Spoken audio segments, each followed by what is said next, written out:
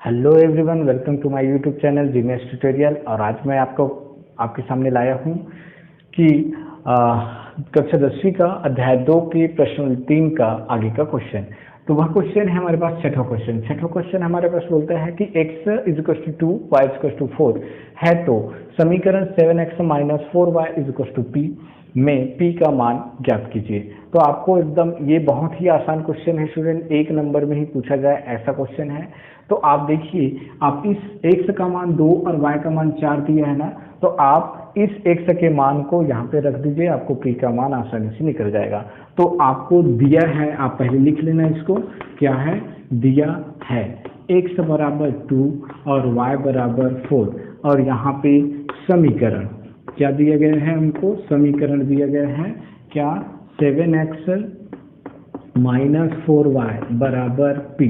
अब यहाँ पे वैल्यू रखिए 7 का मान, आप यहाँ पे x का मान क्या रखेंगे 2 - 4, और यहाँ पे y का मान क्या रखेंगे 4 बराबर p का मान आपको निकल जाएगा। तो आप देख लिए 7 × 2 क्या हो जाएगा 12, 7 × 2 क्या होगा 14, फिर माइनस क्या हो जाएगा ये 4 × 4 जो है 16, तो क्या हो जाएगा आपका 14 - 16 = p। तो आप सभी जानते हैं स्टूडेंट कि 16 में से 14 जाता है या कम होता है, घटता है, तो क्या बचता है 2 बचता है, ठीक है। और 16 का साइन कितना है नेगेटिव है, तो -2 के रूप में इसका आंसर आएगा। तो -2 बराबर आपका आंसर हो जाएगा p। तो p का जो मान होगा वो क्या होगा अगला नेक्स्ट हमारा 7वां क्वेश्चन है, k का मान ज्ञात कीजिए यदि एक सरल रेखा 2x - ky = 9 बिंदु 1 - 1 से गुजरती है। तो इस तरीके से देखिए, हमको जो दिया है पहले वो लिखते हैं, ठीक है। तो हमें दिया है समीकरण, ठीक है। वह समीकरण क्या है या सरल रेखा क्या है, आप सरल रेखा लिख लीजिए इसको, सरल रेखा क्या लिखा है 2x - ky = 9, ये हमको दिया है, ठीक है। अब इसमें बिंदु भी दिया है, क्या दिया है बिंदु। यह जो समीकरण है वह बिंदु 1 और -1 से गुजर रहा है, ठीक है। ये बिंदु दिया है, तो इसका मतलब ये होगा कि x का जो मान है वो 1 होगा ये बिंदु के अकॉर्डिंग, और y का जो मान है वो -1 होगा, ठीक है। ये आपको समझ लेना है, ठीक है। पहला जो मेंबर होगा वो 1 हो जाएगा और दूसरा वाला जो होगा वो -1 हो जाएगा, और ये पहला वाला x का मान होगा और दूसरा वाला y का मान होगा, ठीक है। अब इस मान को यहाँ पे रख दीजिए, ठीक है, इस समीकरण में। क्यों? क्योंकि समीकरण जो है इस बिंदु से गुजर रहा है, ठीक है। तो आप लिख लीजिए, चूंकि सरल रेखा बिंदु 1 - 1 से गुजरता है अतः, और यदि गुजरता है इसका मतलब x का मान इसमें 1 रख सकता हूं मैं, और y का मान -1 भी रख सकता हूं, ठीक है। अब रखिए यहाँ पे x × 1 - k - 1 = 9, ठीक है, ये लिख लेंगे। अब ये देखो 2 × 1 क्या होगा 2 ही रहेगा, तो यहाँ पे 2 लिखूंगा, माइनस और माइनस मल्टीप्लाई होगा प्लस हो जाएगा और k ही रहेगा = 9। अब आप देखिए ये k होगा, अब ये जो 2 है वो पक्षांतर हो जाएगा, आपको k का मान निकालना है, तो आप यहाँ पे k का मान आपको निकल जाएगा, क्या मिलेगा कि k बराबर 9 - 2 दैट इज 7। तो ये इसका आंसर हो जाएगा, ठीक है। तो k का मान 7 होने से हमारा ये जो सरल रेखा है वो बिंदु से गुजरेगा, ठीक है। तो इस तरीके से 7 क्वेश्चन को हम हल करेंगे, ठीक है। तो हमारा नेक्स्ट क्वेश्चन है 8वां क्वेश्चन, जांचिए कि निम्नलिखित समीकरण निकाय अद्वितीय हल रखता है या कोई हल नहीं रखता या फिर अनेक हल रखता है। यदि समीकरण अद्वितीय रखता है तो x और y का मान ज्ञात कीजिए। जहां पे हमारा समीकरण दिया है 4x + 7y = 18 and 2x + y = 4, ये हमको गिवन है दोस्तों, ठीक है। तो आपको क्या करना है, आपको पहले इसमें चेक करना है कि ये अद्वितीय हल रखता है कि कोई हल नहीं रखता है ना, या फिर अनेक हल रखता है, ये हमको चेक करना है। तो चेक करने का तरीका क्या है, सबसे पहले आप a1 बराबर निकालिए, b1 बराबर निकालिए, c1 बराबर निकालिए। ठीक है, तो a1 के सामने यहाँ पे क्या होगा, x के सामने जो होगा वो a1 होगा 4, फिर b1 जो होगा y के सामने जो होगा वो आपका b1 होगा, राइट साइड में जो है वो आपका c1 होगा। ठीक है, अब दूसरे इक्वेशन में जाएंगे, दूसरे इक्वेशन की बात करेंगे, उसमें a2 बराबर आप चेक करेंगे, तो a2 के सामने वाला यहाँ पे क्या, x के सामने वाला 2 है, तो ये 2 जो होगा वो a2 हो जाएगा। यहाँ पे y के सामने में जो है वो b2 हो जाएगा, तो y के सामने यहाँ पे कुछ दिख नहीं रहा है, मतलब 1 तो है, तो यहाँ पे आ जाएगा 1।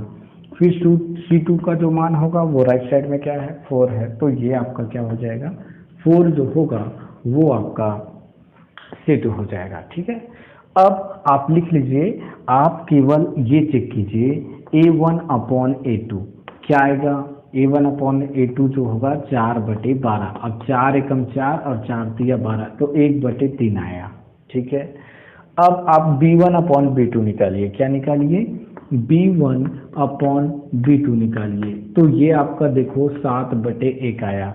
आप देख लीजिए a1 अपॉन a2 1/3 आ रहा है और b1 अपॉन b2 जो है 7/1 आ रहा है। इसका मतलब क्या होगा, दोनों इक्वल नहीं है, और यदि दोनों इक्वल नहीं होता तो उस कंडीशन में यह अनंत हल अद्वितीय हल रखता है। क्या रखता है, अद्वितीय हल रखता है, यूनिक सॉल्यूशन रखता है। ठीक है, तो यूनिक सॉल्यूशन जब रखेगा तो हमको ये बोला गया है कि यदि यूनिक सॉल्यूशन रखता है तो हमारे सॉल्यूशन का, हमारे जो इक्वेशन है उसको हल कीजिए या x और y का मान निकालिए। तो आप यहाँ पे लिख लेंगे, चूंकि यहाँ पे a1 अपॉन a2 और नॉट इक्वल्स टू है b1 अपॉन b2 के, इसलिए हम बोल सकते हैं समीकरण अद्वितीय हल रखता है। क्या रखता है, समीकरण अद्वितीय हल रखता है, अद्वितीय हल रखता है। ठीक है, तो ये चीज आपको चेक करना था। ठीक है, यदि हो सकता था कि यदि a1 अपॉन a2 बराबर हो जाता b1 अपॉन b2 के, लेकिन c1 अपॉन c2 के बराबर नहीं होता, तो उस कंडीशन में वो कोई भी हल नहीं रखता। यदि a1 अपॉन a2 और b1 अपॉन b2 और c1 अपॉन c2 तीनों बराबर हो जाए तो उस कंडीशन में अनेक हल रखता है बोलते हैं। ठीक है, तो यही चीज हमको चेक करना था। तो यहाँ पे तो अद्वितीय हल हो रहा है। अब आगे क्या कर रहे हैं हम लोग, अब इन्हीं दोनों समीकरण को हमको हल करना है। तो हम इसको समीकरण 1 मान लिए रहेंगे, इसको समीकरण 2 मान लेंगे। अब आपको विलोपन विधि की सहायता से इसको हल कर लेंगे। विलोपन में क्या करना होगा कि आप समीकरण 1 माइनस कर दीजिए समीकरण 2 के साथ में 2 का मल्टीप्लाई करिए। क्यों, क्योंकि यदि मैं 2 का मल्टीप्लाई करूंगा तो यहाँ 4 आ जाएगा और यहाँ भी 4 आ जाएगा, और दोनों को घटा दूंगा तो वो हट जाएगा। ठीक है, तो 4x कट जाएगा, तो इसी तरीके से x को विलोपित किया जा सकता है ना। तो इसलिए हम विलोपन विधि का उपयोग कर रहे हैं। ठीक है, तो देखिए पहले आप लिखिए 4x plus 7y is equal to 18, ऐसे लिख लीजिए, और इसमें 2 का मल्टीप्लाई करिए तो ये 4x हो जाएगा, ये आपका 2y हो जाएगा, और राइट साइड में आपका 8 हो जाएगा। ठीक है, मल्टीप्लाई कर दिए। अब मल्टीप्लाई करने के बाद जो भी हमारा वैल्यू आता है उसको हम घटाएंगे। क्या करेंगे, घटाएंगे। तो देखिए हम इसका वैल्यू को घटाते हैं, तो ये दोनों घटेगा तो माइनस हो जाएगा, ये माइनस हो जाएगा, तो ये देखिए ये प्लस माइनस कट गया, 7y में से 2y कंप्लीट जाएगा, मतलब घटेगा, तो कितना बचेगा 5y, 7 में से 2 गया, कितना बचेगा 5 बचेगा, तो यहाँ पे 5y हो जाएगा। अब यहाँ पे देखिए 18 में से 8 जाएगा तो क्या बचेगा 10 बचेगा, क्या बचेगा 10 बचेगा, तो यहाँ से y का मान आपको निकल जाएगा 10/5, तो y बराबर कितना होगा आपका 2 आंसर आएगा। तो यहाँ से आप y का मान आपको मिल गया 2। आप लिख लीजिए y के मान को समीकरण 1 में रख दीजिए या समीकरण 2 में रख दीजिए, आपको x का मान मिल जाएगा। ठीक है, तो मैं यहाँ पे लिखता हूँ y का मान समीकरण एक में रखने पर, ठीक है, एक में रखने पर क्या आएगा? देखिए रखिए, यहाँ पे आपका 4x है और 7y है, तो 7 के साथ में कितना मल्टीप्लाई करिए? y का मान 2 रखिए, तो यहाँ पे 2 रख दीजिए। फिर बराबर में कितना है? 18 है, तो 18 लिखिए। यहाँ पे आएगा 4x और 18, ये देखिए 7 दूनी कितना हो जाएगा? 14। 14 को पक्षांतर करिए तो यहाँ पे -14 आएगा, ठीक है।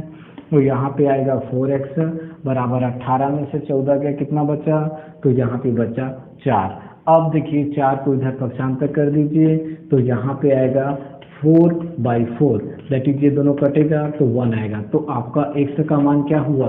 x बराबर 1, ये हमारा राइट आंसर है, ठीक है।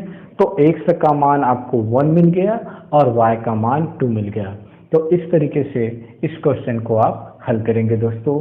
और यदि आप सभी को मेरा वीडियो पसंद आया हो दोस्तों, तो प्लीज़ अपने दोस्तों को शेयर करिएगा, और यह जो वीडियो पसंद आ रहा है तो आप लाइक करिएगा। और यदि किसी भी क्वेश्चन में आप सभी को प्रॉब्लम हो तो प्लीज़ आप कमेंट करके मेरे को बताइएगा, ताकि मैं आपकी प्रॉब्लम को दूर करने का प्रयास कर सकूं, ठीक है।